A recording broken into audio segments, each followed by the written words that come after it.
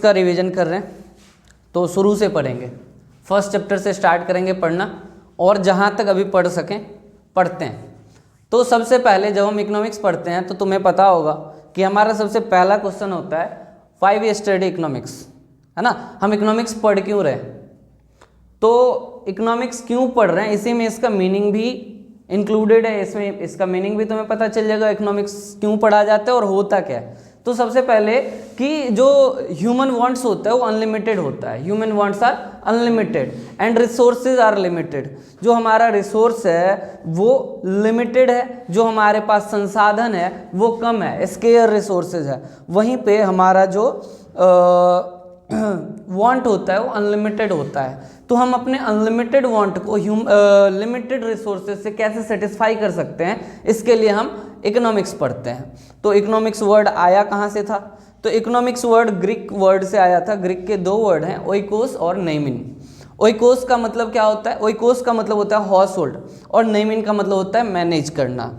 तो house hold के management को हम ओइकोस और नेमिन बोलते थे और इसी को जोड़ के इकोनॉमिक्स बना दिया गया। इसमें भी हम कुछ ना कुछ मैनेजमेंट ही देखते हैं, हाउस होल्ड का मैनेजमेंट देखते हैं। जैसे कि तुमने देखा था कि इकोनॉमिक्स 2 टाइप के होते थे, माइक्रो इकोनॉमिक्स और मैक्रो इकोनॉमिक्स। माइक्रो इकोनॉमिक्स में हम किसी एक इंडिविजुअल के बारे में बात करते हैं, किसी एक हाउस होल्ड के बारे में बात करते हैं या किसी एक ऑर्गेनाइजेशन के बारे में बात करते हैं। वहीं पे हम देखें तो जो मैक्रो इकोनॉमिक्स होता था वहाँ पे पूरे देश के अर्थव्यवस्था के बारे में बात करते थे, इकोनॉमी एज होल पढ़ते थे और इसमें हम देश के जीडीपी के बारे में बात करते थे, पर कैपिटा इनकम के बारे में बात करते थे और ये सारी चीज़ें हम बड़े लेवल पे करते थे। तो जब हम छोटे लेवल पे इंडिविजुअल लेवल पे बात करें तो वो क्या होता है, माइक्रो इकोनॉमिक्स होता है और जब हम इकोनॉमी लेवल पे बात करें तो वो क्या होता है, हमारा मैक्रो इकोनॉमिक्स होता है। तो देखो यहाँ पे डेफिनेशन क्या दिया हुआ है, economics is the study of how people and society choose to employ scarce resources that could have alternative uses in order to produce various commodities that satisfy their wants and distribute them for consumption among various persons and groups in the society। तो इसके definition में हमने देखा कि यहाँ पे हम क्या करते हैं, तो इकोनॉमिक्स हम पढ़ते हैं कि एक सोसाइटी के लोग कैसे बिहेव करते हैं, कैसे अपने अनलिमिटेड वांट्स को लिमिटेड रिसोर्सेज के साथ सेटिस्फाई कर सकते हैं। इसमें हम पढ़ते हैं कि इकोनॉमिक प्रॉब्लम क्या होता है, हमें क्या प्रोड्यूस करना चाहिए, कैसे प्रोड्यूस करना चाहिए और किसके लिए प्रोड्यूस करना चाहिए, ये सारी चीज़ें हम आगे पढ़ने वाले हैं। तो अभी तुमने देखा कि इकोनॉमिक्स 2 टाइप का होता है, micro economics and macro economics. अब तो इकोनॉमिक्स के जो थियरीज होते हैं, जो कॉन्सेप्ट्स होते हैं वो 2 टाइप के होते हैं। एक होता है पॉजिटिव इकोनॉमिक्स और दूसरा होता है नॉर्मेटिव इकोनॉमिक्स। पॉजिटिव इकोनॉमिक्स को हिंदी में बोलते हैं वास्तविक अर्थशास्त्र और नॉर्मेटिव इकोनॉमिक्स को हम बोलते हैं आदर्शात्मक अर्थशास्त्र। ठीक है, अब पॉजिटिव इकोनॉमिक्स क्या होता है, तो ये फैक्ट्स के ऊपर आधारित होता है। फैक्ट्स बोले तो कि जो घटनाएं घट चुकी है जिसको प्रूफ किया जा सके वो हमारा पॉजिटिव इकोनॉमिक्स होता है। जैसे कि अगर हम बात करें डिमोनेटाइजेशन की, तो क्या ये बात सत्य है कि डिमोनेटाइजेशन हुआ था, हाँ सत्य है, हुआ था, है ना। हमारे देश का जो जीडीपी है आज के डेट में कितना है, वो जीडीपी एक एक्चुअल कैलकुलेशन से कैलकुलेट किया गया है। तो इसको हम प्रूफ कर सकते हैं कि हाँ भैया जीडीपी इतना है हमारे देश का, पर कैपिटा इनकम इतना है। तो ये पॉजिटिव इकोनॉमिक्स है। मेनली जो मैक्रो इकोनॉमिक्स होता है वो पॉजिटिव इकोनॉमिक्स होता है। वहीं पे जब हम माइक्रो इकोनॉमिक्स पढ़ते हैं तो वहाँ पर हाइपोथेटिकल थियरीज होता है, बातें होती है और उसमें बहुत सारी चीज़ों को कंसीडर करके, बहुत सारी चीज़ों को अज्यूम करके चला जाता है कि ऐसा होगा तो ऐसा होगा। जैसे कि लॉ ऑफ डिमांड में देखो तो उसमें बताया गया है कि प्राइस बढ़ता है ना तो डिमांड घट जाता है, लेकिन ये हर जगह नहीं होता है। कभी कभी प्राइस भी बढ़ता है और साथ के साथ डिमांड भी बढ़ते रहता है। तो जब ऐसा होता है तो हम इसमें क्या बोलते हैं, सिट्रस पेरिवस, यानी कि other things being remain same, अन्य बातें समान रहने पर। तो ये आदर्शात्मक अर्थशास्त्र है, नॉर्मेटिव इकोनॉमिक्स है। यहाँ पे हम हाइपोथेटिकल थ्योरी के साथ काम करते हैं। ठीक है, यहाँ तक क्लियर है। अब बोला जा रहा है व्हाट इज एन इकोनॉमी, एक अर्थव्यवस्था क्या होता है, एक इकोनॉमी क्या होता है। तो economy is a system by which people of an area earn their living. तो जब लोग, एक एरिया के लोग अपना जीविका अर्जित करने के लिए काम करते हैं, अपना लाइवलीहुड जीने के लिए काम करते हैं, कुछ मेहनत करते हैं, कुछ अचीव करते हैं, कुछ रिसोर्सेज कलेक्ट करते हैं, तो उस जगह को जहाँ पे ये सब काम हो रहा है उसे क्या बोला जाता है, इकोनॉमी बोला जाता है।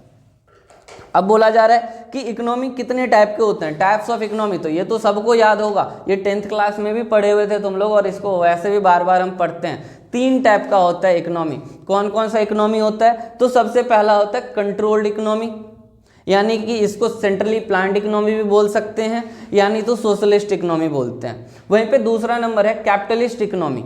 कैपिटलिस्ट इकोनॉमी, इसको मार्केट इकोनॉमी भी बोला जाता है, ओपन इकोनॉमी भी बोला जाता है, और हिंदी में इसको पूंजीवादी अर्थव्यवस्था बोला जाता है। जो सोशलिस्ट इकोनॉमी था उसको समाजवादी अर्थव्यवस्था बोलते हैं। और तीसरा नंबर मिक्स्ड इकोनॉमी, जिसमें इन दोनों का गुण पाया जाता है, इन दोनों की अच्छाइयाँ पाई जाती है। तो जो सबसे पहले हमने देखा कंट्रोल्ड इकोनॉमी, यानी कि सेंट्रली प्लान्ड इकोनॉमी, इसमें मेनली क्या काम होता है? इसमें होता है कि सारा पावर गवर्नमेंट के हाथ में होता है, सारा कंट्रोल गवर्नमेंट के हाथ में होता है। ठीक है, जैसे कि चाइना हो गया। वैसे चाइना अब मिक्स्ड इकोनॉमी में आ गया, लेकिन फिर भी वहाँ पे एक ही पार्टी है, इसीलिए इसको अभी भी समाजवादी अर्थव्यवस्था बोला जाता है। दूसरा है कोरिया। कोरिया भी क्या है? कोरिया भी कोरिया में कौन सा? नॉर्थ कोरिया, साउथ कोरिया नहीं, नॉर्थ कोरिया। नॉर्थ कोरिया भी क्या है? सोशलिस्ट इकोनॉमी है। ठीक है, वहीं पे हम देखें दूसरा तो फ्री इकोनॉमी, यानी कि कैपिटलिस्ट इकोनॉमी। तो जैसे अपना यूएस हो गया, यूके हो गया, जितना भी वेस्टर्न कंट्री है वो नॉर्मली क्या है? कैपिटलिस्ट इकोनॉमी है। यहाँ पे सारा पावर मार्केट के हाथ में होता है, यहाँ पे सारा पावर प्राइवेट लोगों के हाथ में होता है, पूंजीवादी लोगों के हाथ में होता है, कैपिटलिस्ट लोगों के हाथ में होता है, जो पैसे वाले लोग होते हैं उनके हाथ में होता है। ठीक है, अब दोनों के अंदर कुछ ना कुछ अच्छाइयाँ हैं और कुछ ना कुछ बुराइयाँ हैं। क्यों? क्योंकि अब अगर हम देखें कैपिटलिस्ट इकोनॉमी में, तो कैपिटलिस्ट इकोनॉमी में सारा पावर अमीर आदमी के हाथ में होता है, जिससे कि लोगों का भलाई नहीं हो पाता है, मानव कल्याण नहीं हो पाता है, सोशल वेलफेयर पे काम नहीं हो पाता है। और दूसरी तरफ अगर देखें हम सोशलिस्ट इकोनॉमी में, तो यहाँ पे थोड़ा सा ग्रोथ रेट थोड़ा सा स्लो रह जाता है, या फिर और भी बहुत सारी चीज़ें कुछ ही लोगों के हाथ में सीमित रह जाती है, गवर्नमेंट के हाथ में सीमित रह जाती है। लेकिन हमारे इंडिया में दोनों को रखा गया, दोनों के अच्छे गुणों को रखा गया। तो सोशलिस्ट का सबसे अच्छा गुण है कि वो मानव कल्याण के लिए काम करती है, लोगों के भलाई के लिए काम किया जाता है। तो हमारे देश में कुछ चीज़ों में गवर्नमेंट ने अपना पावर बना के रखा, अपना जो प्रभुत्व था उसको मेंटेन रखा, ताकि लोगों का भलाई हो सके। और वहीं पे अगर हम बात करें कैपिटलिस्ट वाले गुण को क्यों अपनाया गया, क्योंकि जब हमारा देश आज़ाद हुआ था उस टाइम हमारे पास फंड बहुत कम थे, हमें एक स्पीड चाहिए था अपने देश को आगे बढ़ाने के लिए, अपने देश को ग्रो करने के लिए। तो वो स्पीड जो मेंटेन होने वाला था वो प्राइवेट लोग कर सकते थे, प्राइवेट पूंजीपति लोग कर सकते थे। तो इसलिए ऐसा किया गया कि हम दोनों के अच्छे गुणों को मिक्स करके एक अलग इकोनॉमी बनाए, जिसका नाम क्या है? Mixed economy. तो तीनों नाम याद हुआ तुम्हें, सोशलिस्ट इकोनॉमी, कैपिटलिस्ट इकोनॉमी और मिक्स्ड इकोनॉमी। चलो, तो इस तरह से तुम्हारा फर्स्ट चैप्टर हो गया कंप्लीट। अब हम आते हैं अपने सेकंड चैप्टर के ऊपर। यस, मजा आ रहा है ना? चलो, अच्छा, तुम लोग बोल रहे थे कि याद नहीं हो पा रहा है। ये तो याद ही है। याद ही है ना? तो ऐसा क्यों लग रहा है तुम्हें कि नहीं याद हो रहा है? सारा याद है, अभी देखते तो जाओ, तुम्हें सारा याद है, अभी याद आएगा तुम्हें। चलो, तो सेकंड नंबर है, सेकंड चैप्टर है central problems of an economy. एक इकोनॉमी का क्या केंद्रीय समस्या हो सकता है? अभिषेक बताओगे? क्या बना है? हाँ, क्यों बना है? क्यों नहीं था उसमें? किसके लिए बना है? ओके, हाँ, ठीक है, और कैसे बना है ना? तो what to produce, how to produce, for whom to produce, है ना? क्या प्रोड्यूस करना है, कैसे प्रोड्यूस करना है, और किसके लिए प्रोड्यूस करना है। तो जो हम देखे थे हाउ टू प्रोड्यूस में दो नाम था कि ये कैसे उत्पादन किया जाए, यानी कि हाउ टू प्रोड्यूस में क्या था? हाउ टू प्रोड्यूस में था कि दो तरीका था हमारे पास, एक था लेबर इंटेंसिव और दूसरा था कैपिटल इंटेंसिव। अगर हमें मानव कल्याण को ध्यान में रखना है, लोगों को रोजगार देना है, एम्प्लॉयमेंट देना है, तो उसके लिए हमें लेबर इंटेंसिव चूज करना पड़ेगा। और अगर हमें जल्दी काम कंप्लीट करना है कम पैसों में काम कंप्लीट करना है, और भी बहुत सारी चीज़ें अगर हम देख लें टेक्नोलॉजी के साथ काम कंप्लीट करना है तो फिर उसमें क्या आ जाएगा, कैपिटल इंटेंसिव आ जाएगा। कभी कभी कैपिटल इंटेंसिव सस्ता पड़ जाता है as compare to labour intensive, और कभी कभी लेबर इंटेंसिव सस्ता पड़ता है as compare to capital intensive. ठीक है, तो वो डिपेंड करता है जिस काम में लोगों की ज़रूरत है, लोगों के रोजगार की ज़रूरत है, वहाँ पे लोगों को रोजगार देना चाहिए। अब बोल रहा है कि आर्थिक समस्या का क्या कारण है, व्हाट कॉजेज इकोनॉमिक प्रॉब्लम। तो इकोनॉमिक प्रॉब्लम का बस वही 3 समस्या है, human wants are unlimited, resources are limited and alternative use या अल्टरनेटिव चॉइस। ठीक है, तो ये 3 चीज़ है जिससे आर्थिक समस्या उत्पन्न होती है। चीज़ एक है, लेने वाले 3 हैं। ठीक है, तो ये तीनों में से किसी एक को ही तो मिलेगा, सबको तो नहीं मिल सकता, तीनों को नहीं मिल सकता, तो किसी एक को ही मिलेगा। तो जो लेगा, जो खरीदेगा इसको, उसको कहीं ना कहीं ज़्यादा अमाउंट पे करना पड़ेगा इस चीज़ को खरीदने के लिए। ठीक है, तो इसीलिए रिसोर्सेज लिमिटेड है और हमारा जो ह्यूमन वांट्स है वो अनलिमिटेड है। चलो, अब है प्रोडक्शन पॉसिबिलिटी कर्व, पीपीसी या पीपीएफ, प्रोडक्शन पॉसिबिलिटी फ्रंटियर भी बोला जाता है। इसको कैसे पढ़ते हैं, तो इसको हिंदी में बोला जाता है उत्पादन संभावना वक्र। PPC is a curve showing different combinations of two goods which can be produced with the available resources on the assumption। तो बोला जा रहा है कि ये डिफरेंट कॉम्बिनेशन है, दो अलग अलग गुड्स का अलग अलग एक कॉम्बिनेशन है, डिफरेंट कॉम्बिनेशन है, जिसके अंतर्गत गुड्स को प्रोड्यूस किया जाता है अवेलेबल रिसोर्सेज के साथ, कि हमारे पास जितना ही रिसोर्स है उतने ही रिसोर्स में हम क्या 2 अलग अलग गुड्स प्रोड्यूस कर सकते हैं। जैसे कि अगर हमारे पास एक खेत है, एक छोटा सा खेत है, और उस खेत में हमें चावल और गेहूँ दोनों एक साथ प्रोड्यूस करना है। वैसे होता नहीं है, बट हम अज्यूम कर लेते हैं कि चावल और गेहूं दोनों एक साथ प्रोड्यूस करना है हमें। तो दोनों ही एक साथ प्रोड्यूस करने के लिए हमें दोनों का कुछ कुछ अमाउंट सेक्रीफाइस करना पड़ेगा, क्योंकि पूरे खेत में ना ही हम पूरा चावल उगा सकते और ना ही पूरा गेहूं उगा सकते, तो इसके लिए हमें खेत को बांटना पड़ेगा। अब जो ज़्यादा महंगा होगा या जिसका प्रेफरेंस ज़्यादा होगा हमारे लिए, हम उसका ज़्यादा प्रोडक्शन करेंगे, और जिसका प्रेफरेंस कम होगा या मार्केट प्राइस कम होगा उसका हम थोड़ा कम प्रोडक्शन करेंगे, क्योंकि मार्केट से भी खरीद सकते हैं उस चीज़ को। तो वही चीज़ बता रहा है कि अलग अलग अजम्पशन के साथ अलग अलग हम इसको कैसे पढ़ते हैं। तो सबसे पहला अजम्पशन क्या है कि रिसोर्सेज आर गिवन, हमारे पास जो रिसोर्स है वो दिया हुआ है कि इतना रिसोर्स है आपके पास और इसको कैसे यूटिलाइज करना है वो आप देख लो। दूसरा, given resource are fully efficient and utilised, तो हमारे पास जो रिसोर्स दिया हुआ है, हमारे पास जो संसाधन है, उसका हम 100% इस्तेमाल कर रहे हैं, पूरी तरह से उसको यूज़ कर रहे हैं। और तीसरा क्या है, द टेक्नोलॉजी रिमेन्स कांस्टेंट, तो जो हमारा टेक्नोलॉजी है वो क्या है, कांस्टेंट है, वो टेक्नोलॉजी चेंज नहीं हो रहा है बार बार, तो टेक्नोलॉजी भी चेंज नहीं होगा। अब इस केस में क्या होगा कि लेट सपोज, चलो हम आ जाते हैं हमारे इस पे प्रोडक्शन पॉसिबिलिटी शेड्यूल पे। तो तुम्हारे बुक में जो एग्जाम्पल दिया हुआ है उसी एग्जाम्पल को थोड़ा सा हम आगे बढ़ाते हैं। तो तुम्हारे बुक में 2 चीज़ों का प्रोडक्शन दिया हुआ है, combination A B C D और E है, 4 कॉम्बिनेशन है, उसमें एक वीट का प्रोडक्शन हो रहा है और दूसरा क्लोथ का प्रोडक्शन हो रहा है। याद होगा ये एग्जाम्पल तुम लोगों को कि एक वीट का प्रोडक्शन होता था, दूसरा क्लोथ का प्रोडक्शन होता था। अब मान लो कि फर्स्ट कॉम्बिनेशन A कॉम्बिनेशन में अगर हम 100 kg वीट प्रोड्यूस कर रहे हैं ना, तो क्लोथ बिल्कुल भी प्रोड्यूस नहीं कर सकते। लेकिन वहीं पे अगर हम 90 kg वीट प्रोड्यूस करेंगे तो एक बंडल क्लोथ प्रोड्यूस कर सकते हैं। ठीक है, वहीं पे दूसरे की बात करें तो तीसरे कॉम्बिनेशन C कॉम्बिनेशन में 70 kg वीट प्रोड्यूस करेंगे तो 2 kg हमारा क्या बनेगा, 2 बंडल हम अपने क्लोथ को प्रोड्यूस कर सकते हैं। और वहीं पे D में अगर 40 kg हम वीट प्रोड्यूस कर रहे हैं तो 3 बंडल हम अपना क्लोथ प्रोड्यूस कर सकते हैं। और ई वाले में 0, अगर हम वीट प्रोड्यूस ही नहीं कर रहे हैं तो हम मैक्सिमम 4 बंडल क्लोथ प्रोड्यूस कर सकते हैं। तो ये तुम्हारा शेड्यूल है, इसको क्या बोलते हैं, प्रोडक्शन पॉसिबिलिटी शेड्यूल। और दूसरा जो ग्राफ बनता है उस ग्राफ को क्या बोलते हैं, प्रोडक्शन पॉसिबिलिटी कर्व, यानी तो production possibility frontier.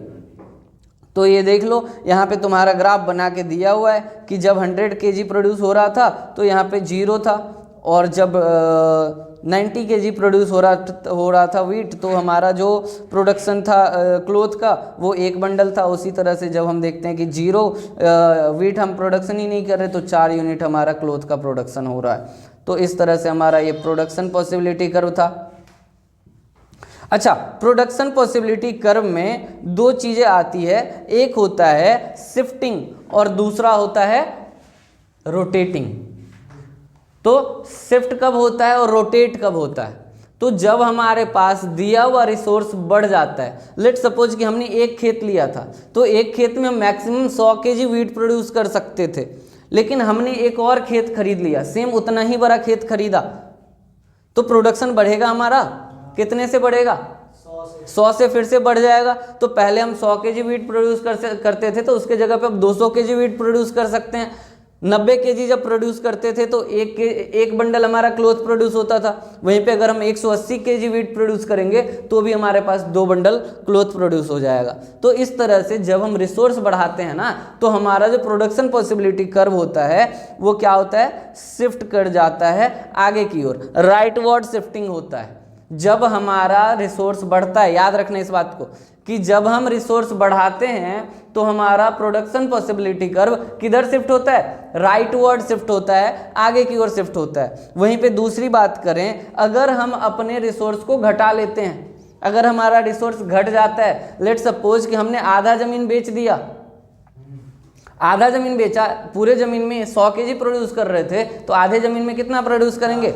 50 kg produce करेंगे। अगर हम 40 kg वीट प्रोड्यूस करेंगे तो एक ही बंडल हमारा वो प्रोड्यूस हो पाएगा, क्लोथ प्रोड्यूस हो पाएगा। यानी कि यहाँ पे हमारा रिसोर्स कम हुआ, जिसके वजह से हमारा प्रोडक्शन ही कम हो गया, दोनों ही चीज़ का प्रोडक्शन कम हुआ।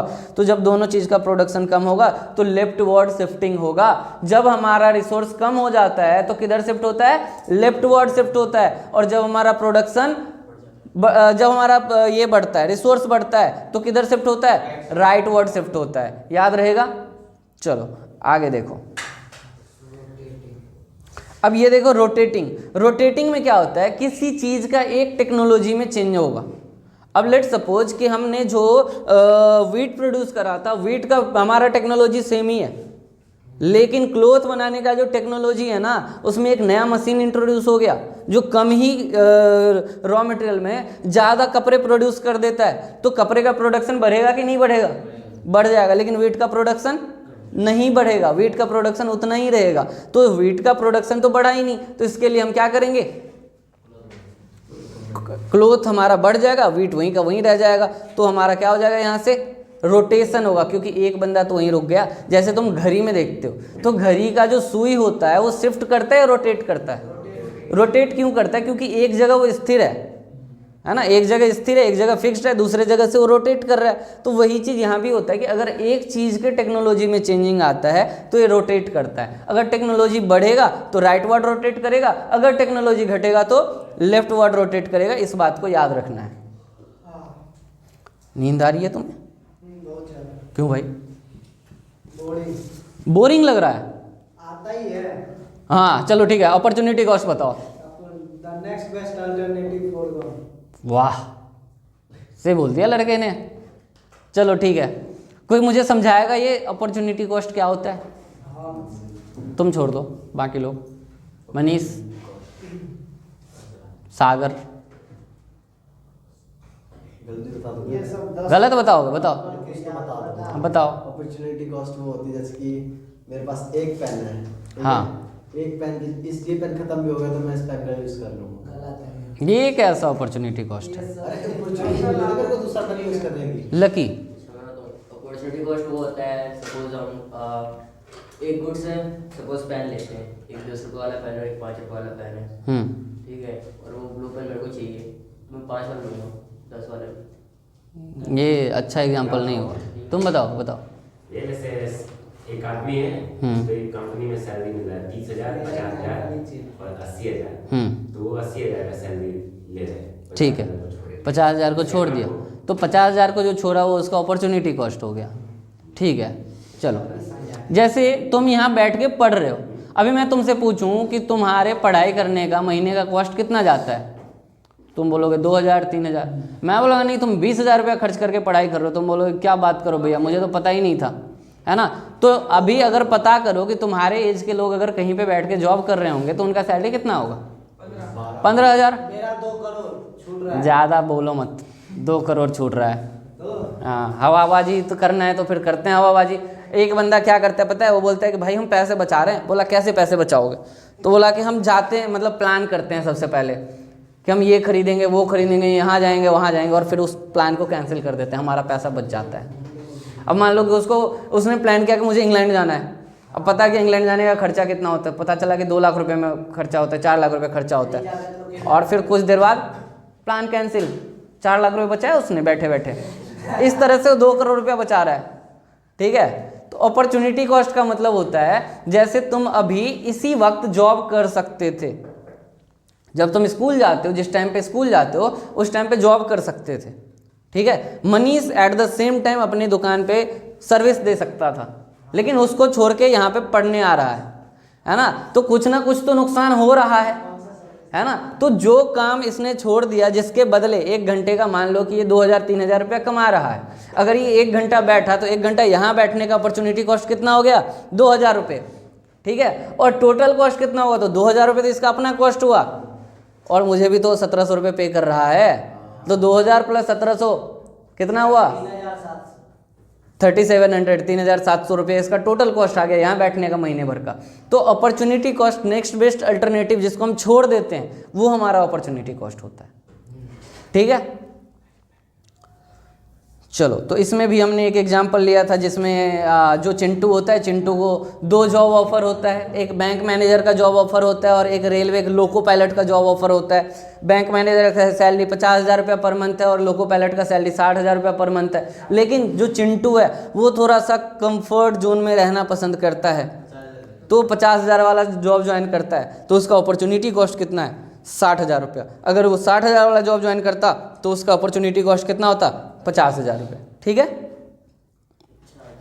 उसके बाद बोले marginal opportunity cost. Marginal opportunity cost का मतलब क्या हो गया कि तुम पर आवर या पर डे के हिसाब से कितना अपॉर्चुनिटी कॉस्ट वो कर रहे हो, खर्च कर रहे हो। जैसे एक एक्स्ट्रा, जब हम एक एक्स्ट्रा, जैसे कि यहाँ पे हम बात करें, अगर मनीष यहाँ पे आया पढ़ने के लिए, 1 घंटा में 2,000 रुपये कमाता है और 2 घंटा में 3,000 रुपये कमाता है, ठीक है। अगर ये 1 घंटा यहाँ बैठेगा तो कितना नुकसान होगा इसका? 2,000 का। एक और अगला घंटा बैठा तो फिर से 1,000 रुपये का नुकसान हो गया। तो यहाँ पे उसका पहले आवर का अपॉर्चुनिटी कॉस्ट कितना था? 2,000 रुपया, और दूसरे घंटे का अपॉर्चुनिटी कॉस्ट कितना था? 1,000 रुपया। हाँ, कुछ देर और बैठेगा तो हो सकता है उसका अपॉर्चुनिटी कॉस्ट थोड़ा और कम हो जाए, 700 हो जाए, 600 हो जाए। तो अपॉर्चुनिटी कॉस्ट, जब हम एक एक्स्ट्रा यूनिट प्रोड्यूस करते हैं या फिर एक एक्स्ट्रा यूनिट कंज्यूम करते हैं तो उसमें हमारा कितना एक्स्ट्रा खर्च होता है, वो क्या कहलाता है? मार्जिनल अपॉर्चुनिटी कॉस्ट, ठीक है। तो सेकंड चैप्टर भी खत्म हो गया तुम्हारा। मजा आया? चलो ठीक है, आगे पढ़ो। चैप्टर 3। तुम हर बात में नेगेटिव बात क्या बोलते हो? मजा आ रहा है फिर भी बोल रहे नहीं आ रहा है तो नहीं बोलो। आ रहा है, झूठ मत बोलो। जब सब आता है। कंज्यूमर्स इक्विलिब्रियम, यूटिलिटी एनालिसिस, ये बहुत अच्छा चैप्टर है, मजा आएगा इसमें। सुनो, तो सबसे पहला question, who is consumer? Issue बताओ, हु इज कंज्यूमर? कंज्यूमर कौन है? कंज्यूमर हमें हमें कंज्यूमर हमें कैसे कंज्यूमर हो? थोड़ा समझाओगे मुझे?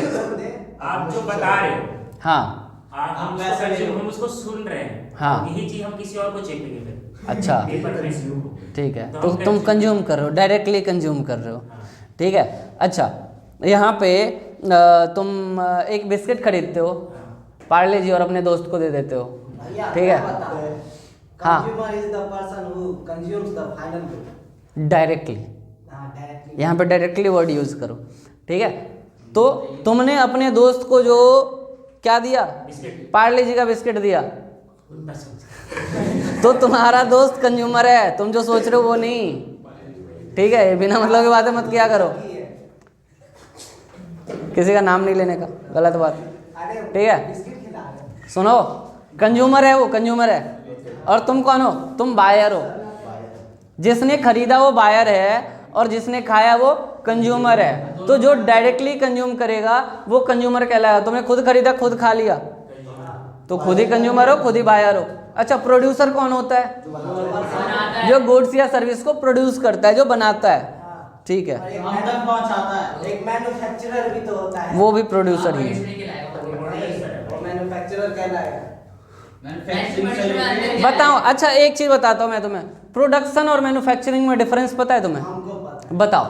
नेचुरल रिसोर्स से जो है वो जो चीज बनाता है उसका प्रोड्यूसर बोलते हैं। ठीक है। और जो प्रोड्यूस हुआ गुड्स जो है उसको as a raw material use करके जब हम कुछ तीसरा चीज बनाते हैं। प्रोड्यूसर पहले हो गया, मैन्युफैक्चर सेकंड हो गया। हाँ हाँ हाँ जैसे कि कोई एग्जांपल हाँ, बिल्कुल एग्जाम्पल है। जैसे कि पेड़ का प्रोडक्शन होता है, मैन्युफैक्चरिंग नहीं होता है। और उस पेड़ को काट कूट के तुमने चेयर बनाया, टेबल बनाया, सोफा बनाया, पेज पेपर बनाया, तो वो क्या बन गया? वो मैन्युफैक्चरिंग हो गया। तो जब फर्स्ट टाइम किसी चीज़ को एग्जिस्टेंस में लाया जाता है वो प्रोडक्शन कहलाता है, और उस एग्जिस्टेंस वाले गुड्स को as a raw material use करके हम कुछ और बनाते हैं वो मैन्युफैक्चरिंग कहलाता है। वैसे प्रोडक्शन एक वाइडर टर्म है, हर जगह प्रोडक्शन वर्ड यूज किया जाता है। प्रोडक्शन ऑफ चेयर, एक्चुअल में उसका मैन्युफैक्चरिंग हो रहा है, फिर भी लोग प्रोडक्शन बोलते हैं। तो प्रोडक्शन एक बहुत ही वाइडर टर्म है, मैन्युफैक्चरिंग प्रोडक्शन के अंदर आ जाता है। क्या हो रहा है तुम्हें? फूलने का नाकाम कोशिश। सुनो, तो concept of utility, concept of utility, तो want satisfying power of a commodity. अगर किसी कमोडिटी के अंदर हमारे इच्छाओं को संतुष्ट करने की शक्ति है तो वो क्या कहलाता है? यूटिलिटी कहलाता है। तुम्हें गर्मी लग रही है और तुमने पंखा चलाया तो क्या सेटिस्फैक्शन मिला? तो वही यूटिलिटी होता है। अच्छा, पंखा चलाया, कुछ देर बाद दूसरे कमरे में एसी चलाया, अब कुछ देर यहाँ बैठे हो, कुछ देर वहाँ बैठे हो, कहाँ पे ज़्यादा संतुष्टि मिला? पहले पंखा मिला, एसी वाले में। हाँ, पंखा वाले में मिलेगा ना। हाँ, पहले पंखा वाले में मिला, लेकिन एसी में गया तो और ज़्यादा सेटिस्फैक्शन मिला, है ना। तो यहाँ पे यूटिलिटी बढ़ गया, हमारा यूटिलिटी बढ़ गया, है ना। फिर तुम्हें याद है, अरे भाई साहब रेंट पे वो बिजली बिल भी आएगा, फिर तुम्हारा सेटिस्फैक्शन यूं डाउन हो गया, फिर तुम बंद करके वापस से पंखे वाले कमरे में आ गए, नहीं पंखा ही ठीक है। ज़्यादा होता फट। ठीक है, सुनो आगे। तो अब हम देखते हैं कि यूटिलिटी कितने टाइप का होता है। लकी बताएगा यूटिलिटी कितने टाइप का होता है। नहीं पता है। पता है, पता है, नहीं पता। बता दो। एक मार्जिनल यूटिलिटी था। ना ना ना, चुप हो जा। तुम बोलोगे? ठीक है, बताओ। Cardinal ordinal. वाह, देखो उसको याद है। कार्डिनल यूटिलिटी और ऑर्डिनल यूटिलिटी। अभिषेक, हिंदी मीडियम है तुम्हारा? हाँ, तो हिंदी में बताओ। पूंजी वास्ती और अर्थव्यवस्था। हेलो हेलो, बहुत मार मारूंगा दूसरों को कंफ्यूज किया तो। हाँ बोलो। कार्डिनल यूटिलिटी और ऑर्डिनल यूटिलिटी का हिंदी शब्द बताओ। मुझे खुद नहीं आता। तुम तो कार्डिनल भी पहली बार ही सुना होगा शायद। क्या होता है कार्डिनल? ये नहीं आता है। ये नहीं आता है। पहले बोलते थे यार। कार्डिनल कॉन्सेप्ट किसने दिया था? अरे वो मार्स हैं? फिक्स नाम था कुछ। मार्स ऐसे कुछ नाम था उसका। कुछ याद मत रखो, सब मेरे भरोसे छोड़ दो। देवराज बताओ, कार्डिनल का कॉन्सेप्ट किसने दिया था? इंसान ही देगा भाई। भैया फ्लैश। हैं? फ्लैश? अरे फ्लैश मार्स ऐसे कुछ नाम था उसका, मिक्स कोई मार्शल। मार्शल। और ऑर्डिनल का हिग्स ने। हाँ, ऑर्डिनल का हिग्स ने दिया था।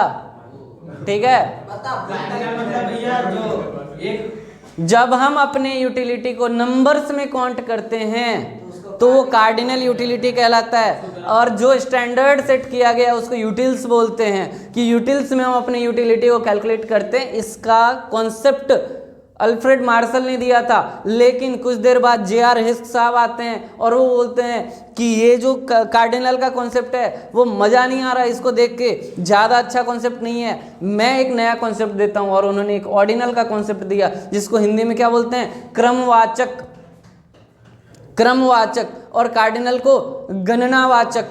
ठीक है, तो जब हम गिनती कर सकते हैं तो कार्डिनल, जब हम गिनती नहीं कर सकते हैं तो ऑर्डिनल।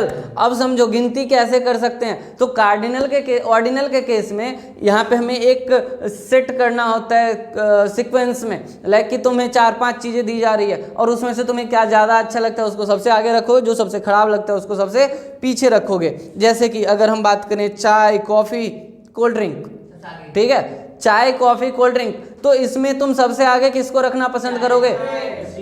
और पानी, चौथा नंबर पानी, चाय। चलो ठीक है, एक एक करके पूछ लेता हूँ। सागर बनाओ। सबसे पहले चाय, उसके बाद पानी। यहाँ पे हम ज़रूरत को थोड़ा साइड रख लेते हैं कि ज़रूरत के हिसाब से नहीं, हम अपने इंटरेस्ट के हिसाब से यूज़ करेंगे। पानी हम ज़रूरत के लिए पीते हैं। चाय, पानी, कॉफ़ी, कोल्ड ड्रिंक, ठीक है। समीम बताओ। कोल्ड ड्रिंक, कॉफ़ी, पानी, चाय सबसे लास्ट में, बेकार लगता है। ठीक है। तुम बताओ। उसका नहीं, अपना बताओ। चाय, कॉफी, पानी, तुमको खुद नहीं पता है, बोले उसका, वो कुछ और बोला है, तुम कुछ और बोले हो। हाँ मनीष बताओ। पानी, चाय, कोल्ड ड्रिंक, कॉफ़ी, ठीक है। लेकिन यहीं पे अगर हम यूटिल्स गिनती करने की बात करें कि यूटिल्स में कैसे गिन के देंगे, तो थोड़ा सा मुश्किल होता है हमारे लिए कि अरे चाय पिया, पानी पिया, आप दोनों में कौन सा ज़्यादा सेटिस्फाई किया, क्या हो, ठीक है। अच्छा सुनो, आगे सुनो, तो ये चीज़ समझ में आ गया। यूटिल्स में कैलकुलेट करते हैं हम। अब आता है total utility and marginal utility. तो अब मुझे बताओ कि जब तुम पहला कप चाय पियोगे अभिषेक, तो तुम्हें कितना यूटिल्स मिलेगा? 100 यूटिल्स मिलेगा पहले ही कप में। अच्छा ठीक है, मैक्सिमम यूटिल्स जो हो सकता है तुम्हें, मतलब पहले कप में तुम अपना एवरेज 10 रख लो कि छोटा मोटा, हाँ 10 मिलेगा। एक कप पियेंगे तो 10 यूटिल्स मिलेगा, ठीक है। दूसरा कप पियोगे तो कितना मिलेगा? 12 हो जाएगा। तीसरा यूटिल्स पियोगे तो तीसरा पियोगे तो कम होगा, कितना? 9 होगा। 3 कप एक साथ पी लोगे तुम? भाई साहब अजीब आदमी है, 3 कप एक साथ पी रहा है। अच्छा लगातार पीना है, ये नहीं कि बाद बाद में पियेंगे, नहीं, लगातार में पीना है। लेकिन साथ में बिस्किट होनी चाहिए। नहीं, इंडिपेंडेंट यूटिलिटी वो बताऊंगा। इंडिपेंडेंट यूटिलिटी होना चाहिए। यहाँ पे सिर्फ चाय की बात हो रही है। यहाँ पे 3 में 9 यूटिल्स मिला, चौथा कप पियोगे तो 0 हो जाएगा। ज्यादा पीऊंगा नहीं। अच्छा ठीक है, इसका खत्म। तुम बताओ क्या अच्छा लगता है ज़्यादा? मेरे को सुबह से उठ के तो मैं पानी पीता हूँ। अच्छा तो 1 गिलास पानी पियोगे कितना यूटिल्स मिलेगा? 20% नहीं, नंबर से बताओ। 20 यूटिल्स मिलेगा। और दूसरा कप पानी पिया तो 0। कप नहीं मतलब गिलास। ओ ऐसे बताने क्या? 15। मेरे को 100 मिलेगा। तुम समझा ही नहीं। चलो ठीक है, मैं ही समझा देता हूँ। देखो जैसे जैसे हम किसी वस्तु का, किसी कमोडिटी का ज़्यादा यूनिट कंज्यूम करते हैं, हमारा जो यूटिलिटी होता है वो धीरे धीरे घटने लग जाता है, ठीक है। तो जैसे कि तुम पहला रोटी खाते हो तो मान लो कि तुम्हें 10 यूटिल्स मिला, है ना। दूसरा रोटी खाओगे तो तुम्हें 12 यूटिल्स मिलेगा। तीसरा रोटी खाओगे तो 8 यूटिल्स पे आ जाएगा। चौथा रोटी खाओगे तो 5 पे 4 पे आ जाएगा। पांचवा रोटी खाओगे तो 0 पे आ जाएगा। छठा रोटी खाओगे तो माइनस हो जाएगा, ठीक है। हाँ तो क्या होगा यहाँ पे कि यूटिलिटी हमारा मैक्सिमम, तो जब हम जितना रोटी खाए, मान लो 6 रोटी खाए या 5 रोटी खाए, 0 तो 5 पे आ गया था, तो 5 रोटी खाने के बाद हमें टोटल कितना सेटिस्फैक्शन मिला, वो क्या कहलाएगा? Total utility. और वहीं पे अगर हम बात करें कि हमें अलग अलग कितना सेटिस्फैक्शन मिला था, तो वो क्या कहलाएगा? मार्जिनल यूटिलिटी कहलाएगा। जैसे कि आप पूछो, मैं बताऊंगा। अच्छा आप पूछूं? जैसे देखो यहाँ पे हमने एक एग्जाम्पल लिया है जिसमें हमें टोटल यूटिलिटी दिया हुआ है और मार्जिनल यूटिलिटी नहीं दिया हुआ है। मार्जिनल यूटिलिटी फाइंड आउट करना है। मार्जिनल यूटिलिटी का फॉर्मूला किस किस को याद है? एक बार हाथ उठा देना। हाँ, मार्जिनल यूटिलिटी कैलकुलेट करने का फॉर्मूला सही बोल रहा था थोड़ा बहुत। नहीं ऐसा कुछ होता नहीं। सिर्फ एक बच्चे को याद है। बाबू तुम क्या करने आते हो? बहुत मार मारूंगा। डायरेक्ट बोले तो चेंज इन टोटल यूटिलिटी। हाँ में हाँ TUN हाँ माइनस में TUN माइनस। वाह गुड, सही जवाब दिया। TUN minus TUN minus 1। Easy सा है। ये क्यों नहीं याद है तुम लोगों को? नहीं लिख के दे रहा मैं, सारा लिख के दिया हुआ है। ये PDF तुम्हारे घर पे भेज दिया था मैंने व्हाट्सएप पे।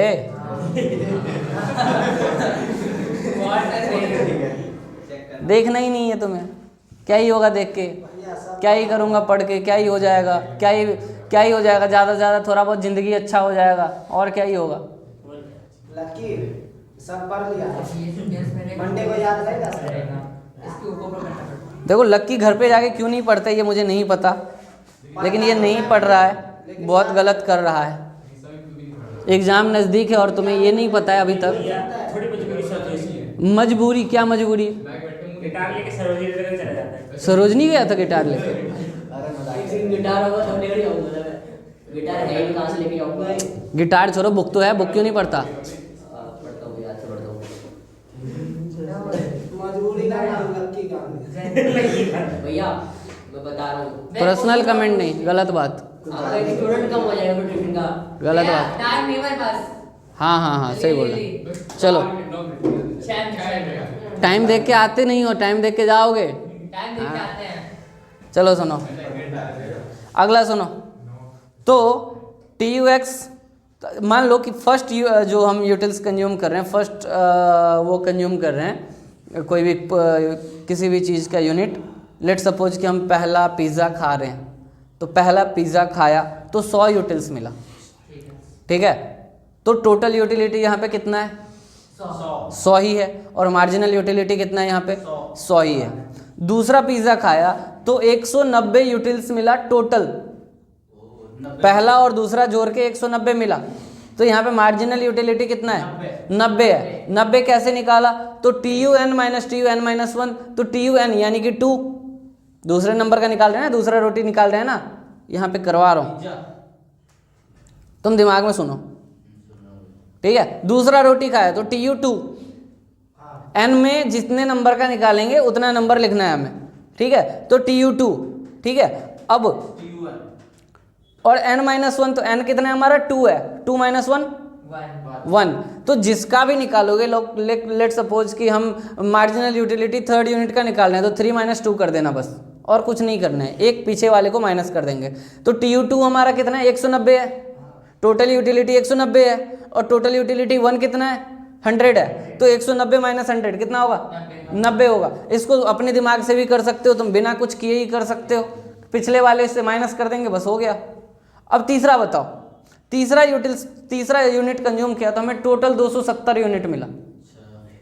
बताओ अभिषेक, तीसरा यूनिट कंज्यूम किया तो कितना यूटिल्स मिला? डॉक्टर स्ट्रेंज हमारे सामने बैठे हैं, ये पोर्टल खोल के पता नहीं कहाँ गायब हो जाते हैं। 100 मिला, 80 भैया, 80 मिला। 270 माइनस 190, ठीक है। 270 याद रखो। अब 270 तीसरे पे 270, चौथे पे हमें 340 मिला, 340 मिला। टोटल यूटिलिटी होता है जो डिमिनिशिंग रेट से घटते हुए रेट से बढ़ता है। तो 340 माइनस 270 कितना होगा? 70 यूटिल्स हुआ। तो चौथा यूनिट जब कंज्यूम किया तो 70 यूटिल्स मिला। और एक बात बताओ, पांचवा यूनिट जब कंज्यूम किया ना, तो उसको जो सेटिस्फैक्शन मिला वो 60 यूटिल्स का सेटिस्फैक्शन मिला। तो इस बार टोटल यूटिलिटी बताओ कितना हुआ? 340 था, 380 हैं? 340 था और 60 और मिला, 400। अच्छा प्लस कर देंगे क्या? 340 अबे 60 मिनट नहीं समझा तुम लोग? टोटल का आपने क्या? अरे भाई सुन, हम जितना यूनिट कंज्यूम करेंगे किसी भी चीज़ का, उससे हमारा सेटिस्फैक्शन बढ़ेगा, लेकिन घटते हुए रेट से बढ़ेगा। एक रोटी खाओगे अच्छा तो बहुत लगेगा, लेकिन एक रोटी से पेट नहीं भरेगा। दूसरा रोटी खाओगे पहले जितना अच्छा तो नहीं लगेगा, लेकिन इससे पेट भरेगा। तीसरा रोटी खाओगे पहले जितना अच्छा तो नहीं लगेगा, लेकिन इससे और ज़्यादा पेट भरेगा, ठीक है। तो पेट तो भर रहा है ना। तो तुमने 5 रोटी खाए, 5 रोटी खाने के बाद तुम्हें 400 यूटिल्स का सेटिस्फैक्शन मिला, लेकिन हर रोटी पे अलग अलग यूटिल सेटिस्फैक्शन मिला। तो जो अलग अलग मिला है ना तुम्हें, वो मार्जिनल है, और जो टोटल कर दिए सबका एक साथ, वो क्या है? टोटल है, ठीक है। तो हमारा जो टोटल यूटिलिटी होता है, इसमें कुछ रूल रेगुलेशन है, उसको याद रखो कि जो टोटल यूटिलिटी होता है वो डिमिनिशिंग रेट से बढ़ता है। क्या होता है? घटते हुए बढ़ता है, यानी कि मार्जिनल यूटिलिटी तो घटता रहता है। अब मान लो कि पहला वाला खाया तो 100 हुआ और दूसरा वाला खाया 190 हुआ, बढ़ा तो 100 से 190 तो गया, लेकिन 200 तो नहीं हुआ ना, 100 से 200 होना चाहिए था, लेकिन हुआ 190, तो घटते हुए रेट से बढ़ेगा। ठीक है, अब तीसरा समझो, diminishing marginal utility, law of DMU, diminishing marginal utility. तो इसका नियम क्या है? Law of diminishing marginal utility, diminishing marginal utility employees that TU will increase only at a diminishing rate. तो घटते हुए रेट से हमारा टोटल यूटिलिटी बढ़ेगा। वैसे मार्जिनल यूटिलिटी को हिंदी में क्या बोलते हैं?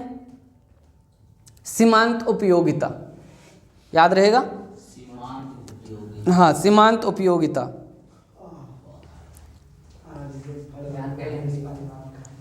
चलो, तो एक चीज और है, ये पढ़ लो, concept of consumers equilibrium. Consumer equilibrium यानी कि उपभोक्ता संतुलन की अवधारणाएं। तो इसमें कुछ अजम्पशन है। ये जो कंज्यूमर होना चाहिए वो रेशनल कंज्यूमर होना चाहिए। रेशनल कंज्यूमर मतलब क्या? कि नॉर्मल आदमी होना चाहिए। अब नॉर्मल आदमी होगा तो 100 रसगुल्ले खा जाएगा, उसका सेटिस्फैक्शन डाउन ही नहीं हो रहा है बंदे का। ठीक है, हाँ यीशु, सही बात है। तुमको बोल रहा हूँ बार बार पर्सनल कमेंट नहीं करना है, जैसे यीशु वो पर्सनल नहीं है। वो तो अपना भाई। सुनो, तो रेशनल कंज्यूमर जो नॉर्मल खाना खाते हैं, इरेशनल कंज्यूमर नहीं की जितना मर्जी उतना खा ले, कोई सेटिस्फैक्शन जैसा कोई सीन ही नहीं है। पेट ही नहीं भरा। हाँ, एक लड़का बताया मुझे कि मैं 1 लोटा चाय पी सकता हूँ। हाँ, मैंने उसको इरेशनल कंज्यूमर से वो घोषित कर दिया कि नहीं, तुम रेशनल नहीं हो सकते भाई। रेशनल लोग 1 कप 2 कप पी लेंगे ज़्यादा से ज़्यादा। उसके बाद कार्डिनल यूटिलिटी, यहाँ पे जो हम कैलकुलेशन करेंगे यूटिलिटी का, वो कैसे करेंगे? कार्डिनल यूटिलिटी के हिसाब से करेंगे, बातचीत मत करो। उसके बाद क्या? Independent utility. कोई लड़का बोल रहा था ना भी कि चाय के साथ बिस्किट खाना है, नहीं खाने दूंगा। चाय के साथ सिर्फ चाय पीना है और कुछ भी नहीं, क्योंकि बिस्किट खाओगे ना तो कहीं ना कहीं उसका यूटिलिटी बढ़ जाएगा। जैसे तुम्हें मम्मी ने दूध दिया पीने के लिए, नॉर्मल दूध, तुम पीने से मना कर दोगे, साथ में हॉर्लिक्स दे दे तो मजा ही मजा है। साथ में हॉर्लिक्स बॉर्नविटा या जो चीज़ तुम्हें अच्छा लगता है वो मिक्स करके दे दे तो तुम्हें मज़ा आ जाएगा। ठीक है, उसके बाद marginal utility of money is constant. यहाँ पे मार्जिनल यूटिलिटी ऑफ मनी जो होता है ना वो कांस्टेंट रहना चाहिए, घटना या बढ़ना नहीं चाहिए। पैसों के मामले में मार्जिनल यूटिलिटी क्या होता है? कभी कभी घट जाता है। कैसे? तो पहला रसगुल्ला खाया 20 रुपये का खिलाया और दूसरा रसगुल्ला भी 20 रुपये का खिलाएगा और तीसरा भी 20 रुपये का खिलाएगा, तो तुम नहीं खाओगे, तुम बोलोगे 2 रसगुल्ला काफ़ी है मेरे लिए या 1 ही रसगुल्ला काफ़ी है। वहीं पे सामने वाला बोल रहा है कि पहला खाओगे ना तो 20 रुपये का दूंगा, 2 खाओगे तो 30 रुपये का दूंगा, 4 खाओगे तो 40 रुपये का दे दूंगा, है ना? तो तुम मुझे बताओ कि 4 रसगुल्ले खाओगे या 1 रसगुल्ले खाओगे? 4 खाओगे, क्योंकि यहाँ पे मार्जिनल यूटिलिटी ऑफ मनी घट नहीं रहा है, बढ़ रहा है यहाँ पे। क्यों? क्योंकि 40 रुपये या 10 रुपये के हिसाब से 1 रसगुल्ला मिल गया, है ना? अब तुम 4 रसगुल्ले खाओगे और खुद भी खाओगे, घर वालों को भी खिला दोगे, चलो ठीक है ना?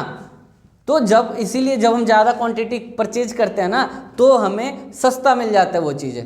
जैसे कि कोल्ड ड्रिंक्स के केस में होता है कि तुम 20 रुपये का खरीदोगे सिर्फ 200 ml मिलेगा, 40 रुपये का खरीदोगे सीधा 750 ml, 50 रुपये का खरीदोगे 1 लीटर, है ना? तो यहाँ पे खरीदेगा तो 2 लीटर 2 लीटर मिल जाता है, कभी कभी 75 में ही 2 लीटर मिल जाता है, यानी कि एक्स्ट्रा 25 रुपये खर्च के और 1 लीटर एक्स्ट्रा मिला, है ना? तो इस तरीके से हमारा जो मार्जिनल यूटिलिटी ऑफ मनी है वो कांस्टेंट नहीं रहता है। तो हमारा marginal utility of money constant रहना चाहिए, घटना बढ़ना नहीं चाहिए। ठीक है, तो यहाँ तक समझ में आया? 3 चैप्टर अभी मैंने तुम लोगों का कंप्लीट करवा दिया है। चौथा चैप्टर है IC एनालिसिस, यानी कि इंडिफरेंस कर्व एनालिसिस, जो हम संडे को पढ़ेंगे। तो सब लोग अपना ताम झाम लेके आना पढ़ने के लिए, मस्त मज़ा आएगा। ठीक है।